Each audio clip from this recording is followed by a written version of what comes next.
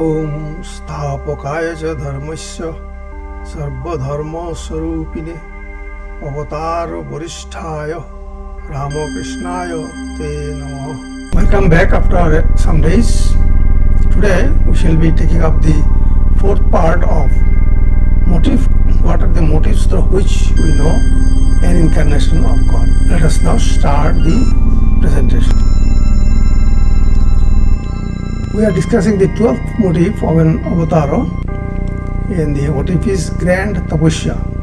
Tapasya in some way means austerity, meditation, worship, etc., everything combined.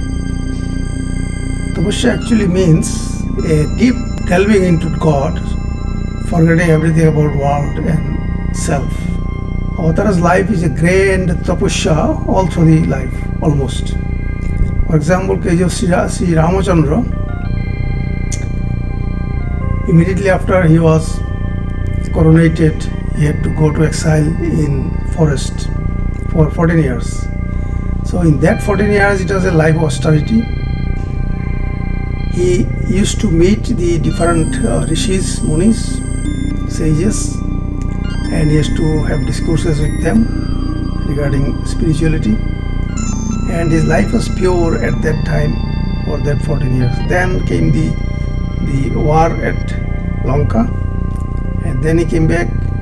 Again, Sita was taken to exile, and he had to only pass the time by looking after his subjects, people of Ayodhya. So it was a constant tapasya through his life without any self-interest.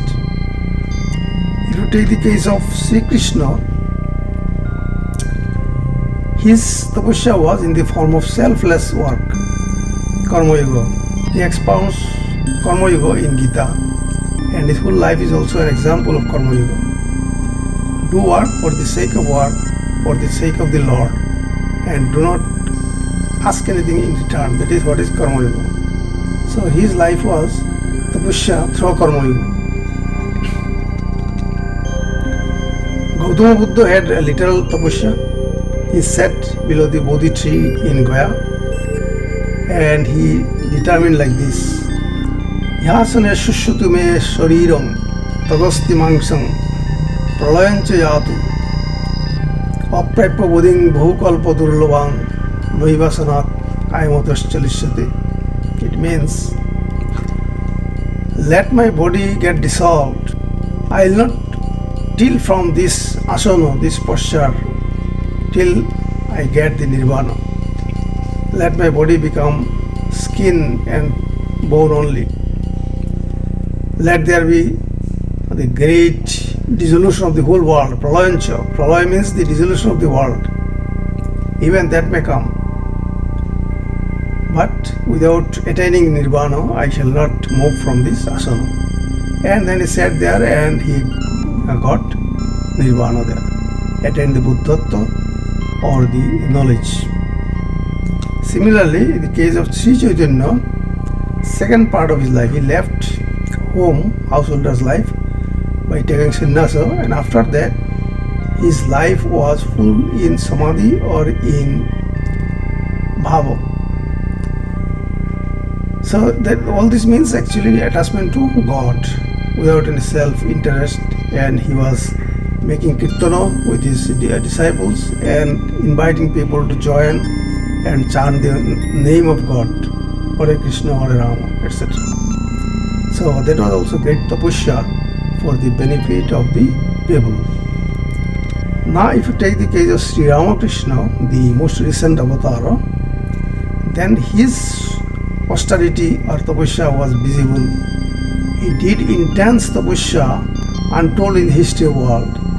That 12 years he passed, and all types of meditative practices, all types of spiritual practices, whatever available in that age, he carried out and found the results of those practices as mentioned in the scriptures.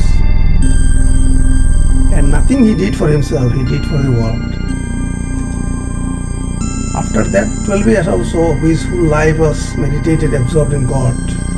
At any small instance, he used to be plunged into samadhi. hearing the name of some god or goddess, even seeing some disciple, like seeing Narendranath Datta, he went into Samadhi.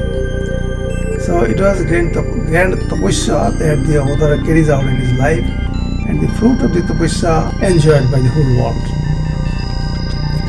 13th motif, upliftment of humanity.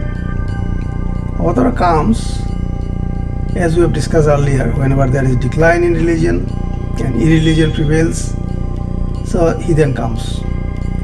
And he uplifts the humanity towards God. His message is not for a particular community. He does not speak for a community. He speaks for the universal truths of the world, universal appeal of God, and it is meant for all and sundry of the world. So that upliftment of humanity is possible through an avatar. Avatar works as a ladder for the upliftment of the humankind.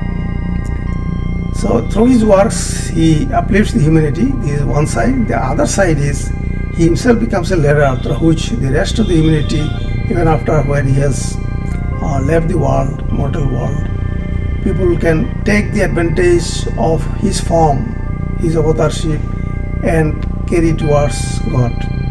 This is also possible. So it is the whole upliftment of the humanity, and not for a particular community, particular region, particular geography. It is for the entire universe. 14th motif, he does not come for breaking.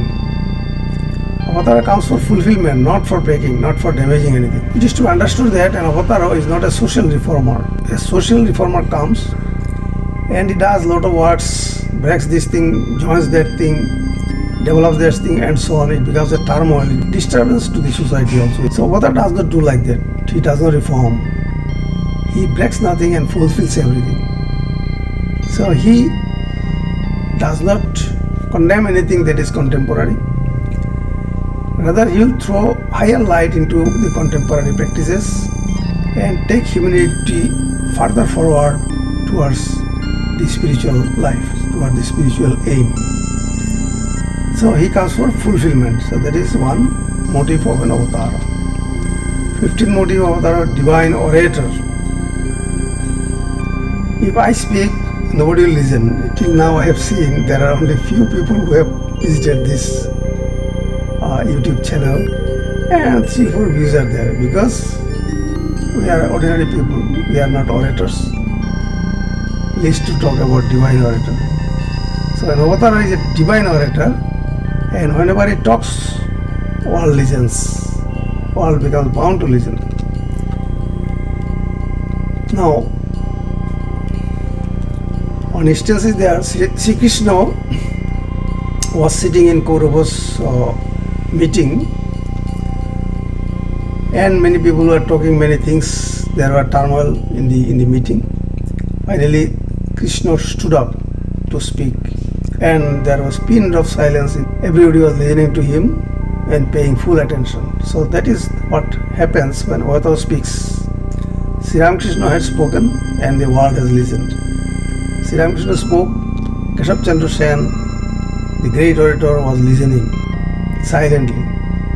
Similarly, Swami Vivekananda was a divine orator too, at the grace of Shri Ramakrishna, and when he spoke, the entire West and the entire world listened to him. 17th motif, Vinashaya cha duskidam. So this we discussed in the beginning. I'm from Gita. He comes for destroying the evils. Destroying the evils. So this destruction of the evils is visible not in all avatars. In Ramachandra it is visible, he killed many Rakshasas and Ravana. In Krishna it is visible, he killed Kangsha and other Rakshasas, and he killed the evil side in the Kurukshetra war. The causality for the war in Kurukshetra, in which there was destruction of the evil side. But in next avatars like Buddha, Chaitanya, Sri Ramakrishna, it is not directly visible. They did not kill anyone, they did not destroy anyone. And so does it become then infructuous that Vinashaya Chadaskidam? It is not so. they did the destruction of the confusion in the mind of people, destruction in the skepticism in the mind of people towards God. So that was the destruction. Sangsaya, the skepticism. Sangsaya is said to be a Rakshasa, Sangsaya Rakshasam. So they killed those Sangsaya Rakshasas, the devils residing in human mind, so that the ignorance is gone and people go towards God. 18th motif, Naradevo. What does it mean? In one figure, he is a human being and he is a God. This is a very clumsy and complicated thing to understand for our people, we ordinary people. Because if we look at him, we see a human body, we see human limbs, etc. But internally he is not so. Sri Krishna in Gita says, Manushing Tanuasritam. People neglect me considering that I am in a human body, but I am not human being. Sri Shankaracharya, Adi Shankaracharya said, pointing to Avatara, Jato Ivo Lakshate. It appears that he is born. Actually, God cannot be born and cannot die. So it appears, in the Maya it appears. So, sometimes he works as a human being and sometimes he works as God. In Sri Ramakrishna it was so vivid that even his own very near disciples used to get baffled as to what is happening.